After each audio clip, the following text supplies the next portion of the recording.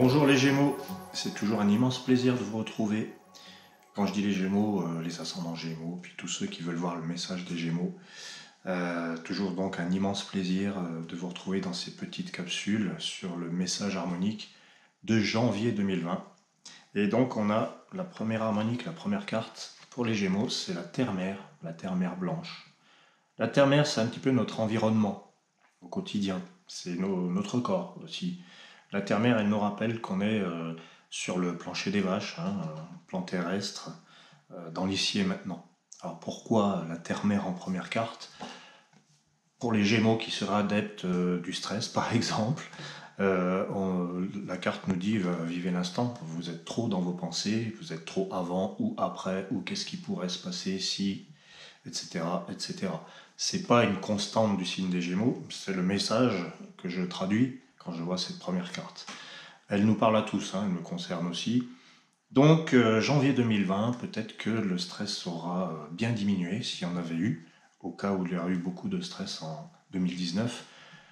Moi, c'est vraiment le message qui me vient. Et puis en plus, 2020 correspond bien, c'est une année 4, correspond bien à cette harmonique, enfin à ce principe plutôt.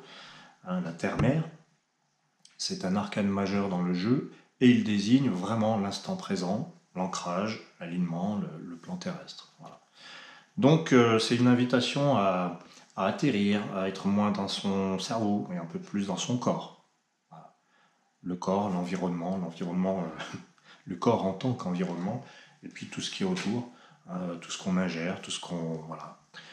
La Terre-Mère. Nous sommes des enfants de cette planète, ne l'oublions pas. L'action à accomplir, le Sphinx. Le Sphinx nous dit, donc en fait c'est la suite logique avec la Terre-Mère qui dit vivez le présent. Le Sphinx nous dit facile à dire, et puis il a envie de compliquer les choses. Alors voilà, le Sphinx de feu en deuxième position, son message c'est plutôt que de compliquer, de faire des nœuds là où il n'y en a pas, peut-être que vous pouvez juste rétablir l'unité et l'équilibre en vous. Le Sphinx de feu, c'est quelqu'un qui en harmonique peut désigner la guérison, enfin le magnétisme, la guérison par le magnétisme. Alors je ne sais pas pourquoi je vous parle de ça, mais ça peut vous donner une piste. Vous pouvez, en fait, les Gémeaux, vous pouvez réparer ce qui vous semblait irréparable. Il y a peut-être une action dans ce sens qu'il est possible de faire, en janvier 2020 en tout cas. Voilà. Le Sphinx de feu, c'est l'action de réparer et de simplifier, de dénouer les situations. C'est plutôt positif. La troisième carte est très belle aussi, on a le soleil de vent. Le vent, ça va être les objectifs, la pensée, ce qu'on voudrait maîtriser. Et puis vous avez le soleil. Alors très belle carte. Le soleil, c'est la lumière. Dans le système des harmoniques, à voir un petit peu comme la vérité qui se fait, le coup de projecteur qui nous illumine, qui nous éclaire et qui nous montre l'évidence. Et quelque chose va vous paraître évident finalement avec ce soleil de vent. Il y a aussi l'idée d'un changement d'avis, d'un basculement, pour aller de l'ombre vers la lumière, en fait. Voilà. C'est comme si vous passiez 2019 à 2020, c'est comme si vous passiez de l'ombre à la lumière. Il y a vraiment quelque chose qui vous éclaire avec ce soleil de vent. Voilà, il vous dit, les choses deviennent évidentes. Il y a une évidence qui se fait. Et puis c'est aussi une invitation à voir la beauté et le positif dans toute chose. Enfin, pas dans toute chose, mais le positivisme, c'est pas toujours approprié. Mais enfin là, avec le soleil de vent, c'est un petit peu le message. Souvenez-vous, vous pouvez voir le verre à moitié plein plutôt qu'à moitié vide. Voilà, je crois que ce tirage est une invitation à vous dire comment vous sentir mieux en janvier. Si jamais vous n'allez pas bien, évidemment, je suppose qu'il y a des Gémeaux qui pètent la forme. Et dans ce cas-là, le soleil devant, c'est plutôt... vous avez la clairvoyance, vous êtes inspiré, vous comprenez les autres, vous les devinez. Vous êtes dans un moment de lucidité qui est vraiment intéressant, si vous avez dépassé les stades cités précédemment. En maison 4, vous avez l'oracle de Jade. Le Jade, c'est le plan terrestre. On revient un petit peu à la première carte, à la Terre-Mère blanche. L'oracle de Jade, c'est un petit peu le pouvoir de la parole et de la communication.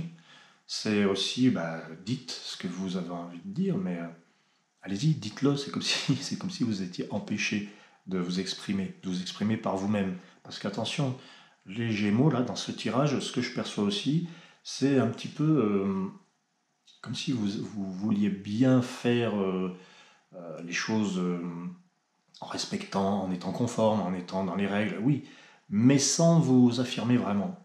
Et là, c'est un petit peu ça. L'oracle de Jade vous dit, mais affirmez votre différence. Vous avez du talent, utilisez-le. En fait, ce tirage est en train de me dire, parmi les Gémeaux qui auraient tendance à ne pas avoir confiance en eux, peut-être leur dire de se revaloriser un petit peu. Voilà, c'est surtout ça, avec l'oracle de Jade. Et enfin, dans l'ambre, vous avez le lotus d'ambre. Alors le lotus, ça ressemble beaucoup à la terre-mère. Vous l'avez dans l'ambre. L'ambre, c'est l'intérieur, le cœur. Et le lotus, c'est aussi les racines.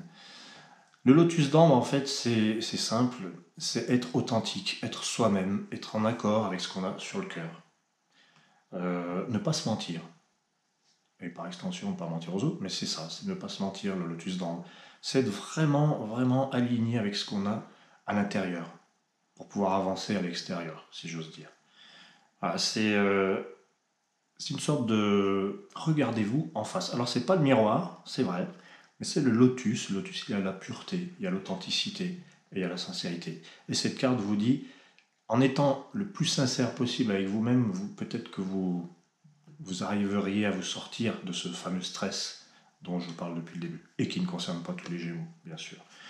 Le lotus d'ambre, c'est aussi la générosité.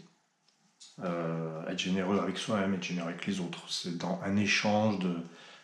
Le lotus, c'est vraiment une harmonique de soin, qui prend soin, qui est délicate. C'est la délicatesse. Voilà. Soyez pas trop dur avec vous-même, au final. Voilà comment je lirais le lotus d'ambre. C'est parfait tout ça. En tout cas, voilà, je vous remercie d'avoir suivi ce petit message.